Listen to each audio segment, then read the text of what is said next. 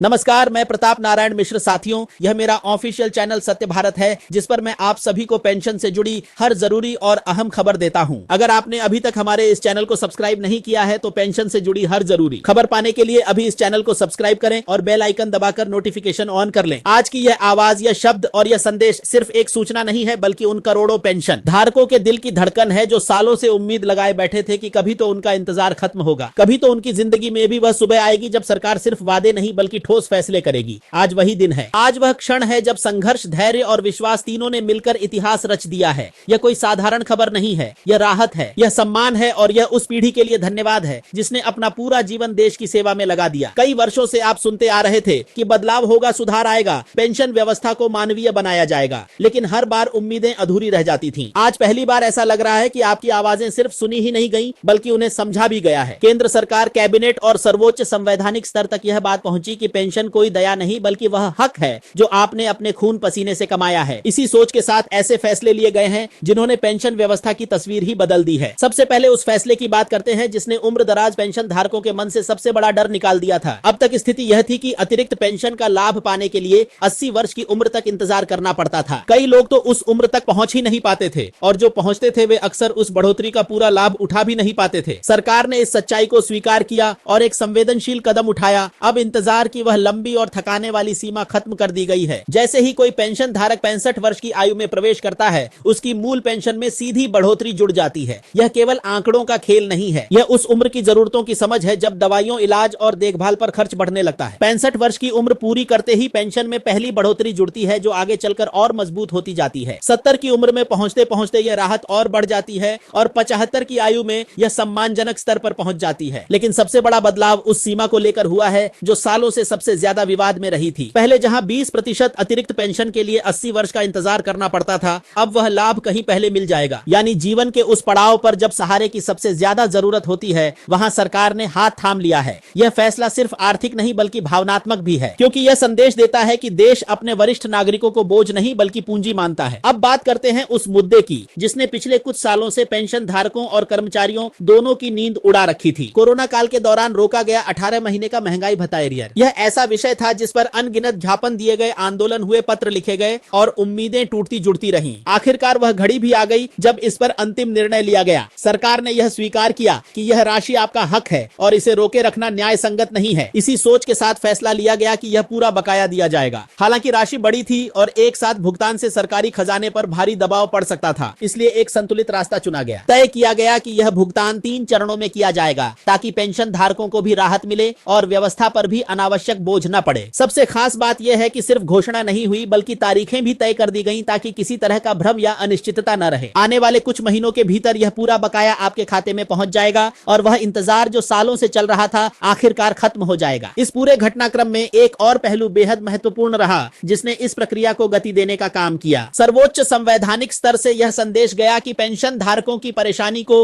अब और नजरअंदाज नहीं किया जा सकता। उनकी आर्थिक स्थिति, उनकी उम्र और उनकी जरूरतों को देखते हुए यह जरूरी है कि फैसले जल्दी लिए जाएं। इसी संवेदनशीलता ने वर्षों से अटके हुए मामले को आगे बढ़ाया और समाधान की दिशा में ठोस कदम उठाया गया। पेंशन धारकों के लिए यह सिर्फ पैसा नहीं बल्कि यह एहसास भी है कि देश का सर्वोच्च पद उनकी तकलीफ को समझता है। अब आते हैं उस बदलाव पर जिसने पेंशन के पूरे गणित को नई दिशा दे दी है। हाल ही में जारी की गई नई पेंशन व्यवस्था ने यह साफ कर दिया है कि अब योगदान और सेवा अवधि को पहले से कहीं ज्यादा महत्व दिया जाएगा। वर्षों से यह मांग उठती रही थी कि जिन्होंने ज्यादा समय तक सेवा दी है उन्हें उसका अनुपातिक लाभ मिलना चाहिए। नई व्यवस्था में इस सोच को जगह दी गई है। सेवा के वर्षों के आधार पर पेंशन की संरचना को फिर से परिभाषित किया गया है, ताकि हर वर्ग को न्याय मिल सके। कम सेवा अवधि वालों के लिए भी अब स्थिति पहले जैसी निराशाजनक नहीं रही। जिन लोगों ने न्यूनतम आवश्यक वर्षों तक योगदान दिया है उनके लिए भी एक सम्मानजनक पेंशन सुनिश्चित की गई है, ताकि बुनियादी जरूरतें पूरी हो सकें। जैसे जैसे सेवा के वर्ष बढ़ते जाते हैं, पेंशन में भी उसी अनुपात में सुधार होता जाता है। लंबे समय तक सेवा देने वालों के लिए यह बदलाव और भी महत्वपूर्ण है, क्योंकि अब उनकी पेंशन उनकी आखिरी सैलरी के एक बड़े हिस्से के करीब पहुंचने वाली है। सबसे बड़ी राहत उन लोगों के लिए आई है जिन्होंने अपना पूरा जीवन लगभग 3 दशक सेवा में गुजार दिया। उनके लिए अब पेंशन केवल एक छोटी राशि नहीं रहेगी, बल्कि यह उनके जीवन स्तर को बनाए रखने का एक मजबूत आधार बनेगी। यह पहली बार है जब योगदान आधारित व्यवस्था में भी उस तरह के लाभ की झलक दिखाई दे रही है जिसे लोग लंबे समय से पुरानी व्यवस्था से जोड़ते रहे हैं। यह बदलाव साफ संकेत देता है कि भविष्य में पेंशन को सिर्फ खर्च नहीं